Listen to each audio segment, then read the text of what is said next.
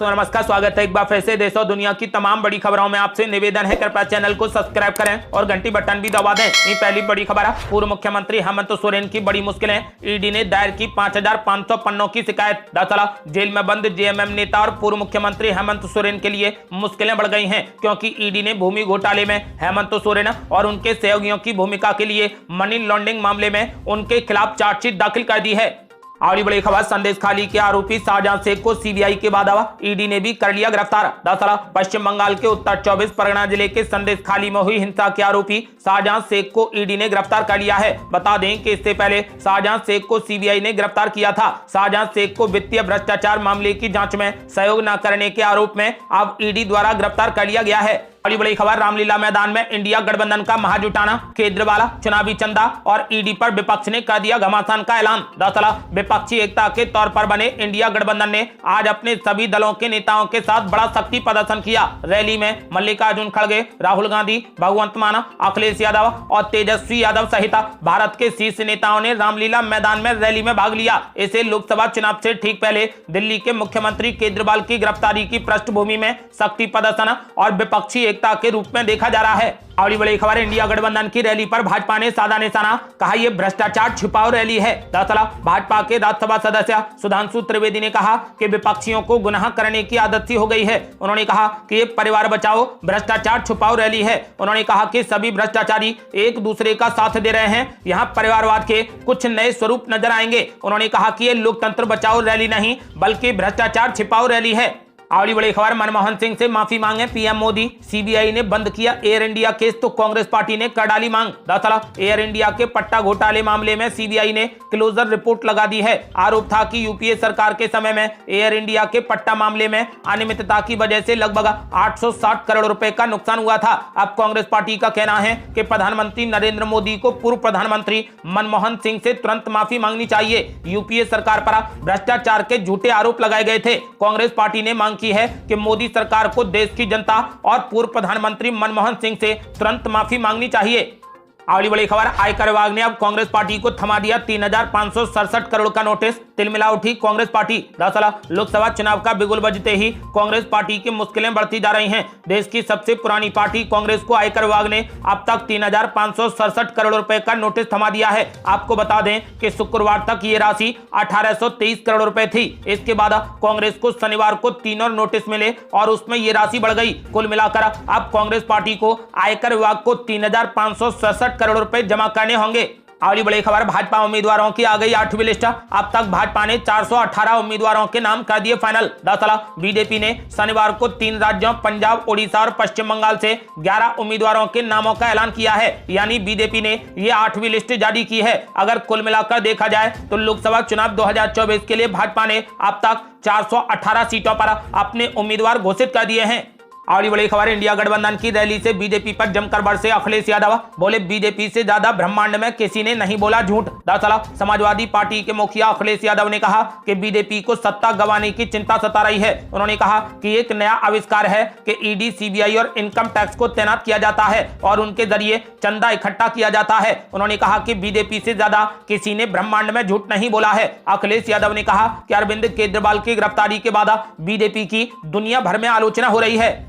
अगली बड़ी खबर, इस बार बारामती में ननद और भौजाई के बीच में होगा चुनावी मुकाबला। सुप्रिया सुले के खिलाफ अजीत पवार की पत्नी सुनेत्रा पवार लड़ेंगी चुनाव। दरअसल महाराष्ट्र की बारामती लोकसभा सीट पर चुनावी मुकाबला इस बार बेहद रोचक हो गया है। राष्ट्रवादी कांग्रेस पार्टी अजीत पवार गुट ने आगामी लोकसभा चुनाव के लिए बारामती से सुनेत्रा पवार को उम्मीदवार घोषित कर दिया है। सुनेत्रा पवार एनसीपी शरद पवार गुट की उम्मीदवार सुप्रिया सुले के खिलाफ चुनाव लड़ेंगी। मालूम हो कि सुनेत्रा पवार अजीत पवार की पत्नी है। शरद पवार ने पहले ही बारामती सीट से अपनी बेटी और 3 बार की इस सीट से सांसद रह चुकी सुप्रिया सुले को मैदान में उतारा है। यानी इस बार बारामती में ननद और भौजाई के बीच में कांटे का मुकाबला देखने को मिलेगा।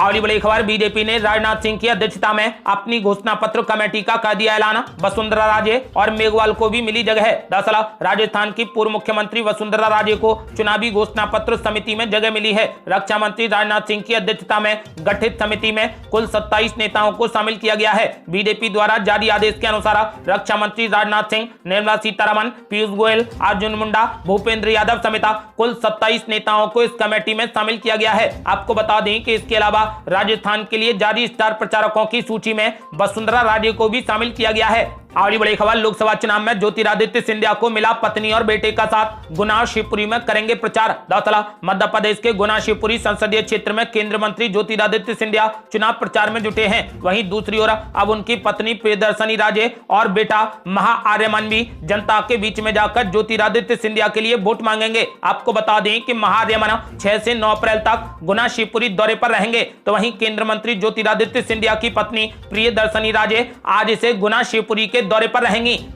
अगली बड़ी खबर, स्वामी प्रसाद मौर्य ने इंडिया गठबंधन से अलग होने का कर दिया ऐलान, कुशीनगर से लड़ेंगे चुनाव। दरअसल राष्ट्रीय सोशलिस्ट समाज पार्टी प्रमुख स्वामी प्रसाद मौर्य ने अब लोकसभा चुनाव लड़ने का ऐलान कर दिया है। उन्होंने अपने सोशल मीडिया के जरिए पोस्ट कर चुनाव लड़ने का ऐलान किया है। वो इंडिया गठबंधन से अलग होकर चुनाव लड़ेंगे। इंडिया गठबंधन के साथ बात नहीं बन पाने के कारण अब वो कुशीनगर लोकसभा सीट से चुनाव लड़ेंगे। उन्होंने साफ कर दिया है कि वो इंडिया गठबंधन से अलग चुनावी मैदान में उतरेंगे और वो खुद कुशीनगर लोकसभा सीट से चुनावी मैदान में होंगे। अगली बड़ी खबर, चुनाव चिन्ह आवंटन से पहले बीजेपी के होर्डिंग्स और पोस्टर पर मचा बवाल, कांग्रेस पार्टी की शिकायत पर हुआ बड़ा एक्शन। दरअसल बस्तर में चुनाव चिन्ह वितरण से पहले बीजेपी के बैनर, पोस्टर और होर्डिंग पर बवाल मच गया है। कांग्रेस जिला अध्यक्ष की शिकायत पर नगर निगम अधिकारियों ने सख्ती दिखाई है। जगदलपुर में कार्रवाई करते हुए 22 जगहों से बीजेपी के अवैध बैनर, पोस्टर और होर्डिंग्स को नगर निगम की टीम ने जब्त कर लिया है। केंद्रीय पर्यवेक्षक का कहना है कि चुनाव चिन्ह वितरण से पहले किसी भी प्रत्याशी या राजनीतिक दल की तरफ से पोस्टर में चुनाव चिन्ह का प्रकाशन नहीं किया जा सकता है, इसीलिए ये जब्ती की गई है। अगली बड़ी खबर, उद्धव ठाकरे ने बीजेपी पर बोला जबरदस्त हमला, बोले सारे भ्रष्टाचारी बीजेपी में हो रहे शामिल। बीजेपी का मतलब है भ्रष्ट जनता पार्टी। दरअसल महाराष्ट्र के पूर्व मुख्यमंत्री और शिवसेना यूबीटी नेता उद्धव ठाकरे ने कहा कि बीजेपी परिवार का मतलब नहीं समझती है। उन्होंने कहा कि आपको अपने परिवार की जिम्मेदारी लेनी होती है, अब उनके पास कोई और एजेंडा नहीं है। उन्होंने कहा कि जब से चुनावी बॉन्ड का मामला सामने आया है तब से लोगों को बीजेपी यानी भ्रष्टाचार जनता पार्टी का असली चेहरा पता चल गया है। उद्धव ठाकरे ने कहा कि ये पार्टी भ्रष्टाचारियों की है और सभी भ्रष्टाचारी आप बीजेपी में शामिल हो रहे हैं। उन्होंने कहा कि बीजेपी का मतलब अब भ्रष्ट जनता पार्टी हो गया है। अगली बड़ी खबर, इंडिया गठबंधन की रैली पर बीजेपी ने साधा निशाना, कहा भ्रष्टाचार में डूबे लोग कर रहे रैली। दरअसल बीजेपी नेता और पूर्व केंद्रीय मंत्री रविशंकर प्रसाद ने इंडिया गठबंधन की लोकतंत्र बचाओ रैली को लेकर विपक्ष को निशाने पर ले लिया। उन्होंने कहा कि रैली करने पर कोई रोक नहीं है, लेकिन इकट्ठा कौन हो रहा है? जो लोग भ्रष्टाचार में डूबे हुए हैं और जो लोग जनता का पैसा लूटने के आरोप में जेल में है। रविशंकर प्रसाद ने कहा कि जो लोग ईमानदारी का लवादा पहनकर कहते थे कि नई तरीके की राजनीति करेंगे, वे अब जेल से सरकार चलाने की बात कर रहे हैं। उन्होंने कहा कि सुना है कि केजरीवाल लालू यादव के नक्शे कदम पर चलते हुए अपनी पत्नी को मुख्यमंत्री बनाना चाहते हैं। ऐसे लोग प्रधानमंत्री मोदी की ईमानदार सरकार के खिलाफ प्रदर्शन कर रहे हैं। रविशंकर प्रसाद ने कहा कि जनता इनकी बातों को नहीं सुनने वाली है और 4 जून को सब कुछ साफ हो जाएगा। अगली बड़ी खबर, सीमा और सचिन की बढ़ेंगी मुश्किलें, पाकिस्तानी पति ने अब इस मामले में दर्ज करा दिया केस। दरअसल पाकिस्तान से नेपाल के जरिए भारत आई सीमा हैदर की मुश्किलें बढ़ती नजर आ रही हैं। सीमा के पाकिस्तानी पति गुलाम हैदर ने अपने भारतीय वकील के जरिए नोएडा कोर्ट में धोखाधड़ी का मुकदमा दर्ज करा दिया है। गुलाम हैदर ने सीमा के साथ साथ सचिन मीणा के खिलाफ भी धोखाधड़ी का केस दायर किया है। टीओआई की रिपोर्ट के अनुसार गुलाम के भारतीय वकील मोमिन मलिक की ओर से दोनों के खिलाफ सीआरपीसी की धारा 156(3) के तहत कानूनी कार्रवाई की है। पाकिस्तान के गुलाम हैदर के भारतीय वकील मोमिन मलिक ने दावा किया कि सीमा ने गुलाम हैदर से बिना तलाक लिए सचिन से शादी की है, जो कि वैध नहीं है।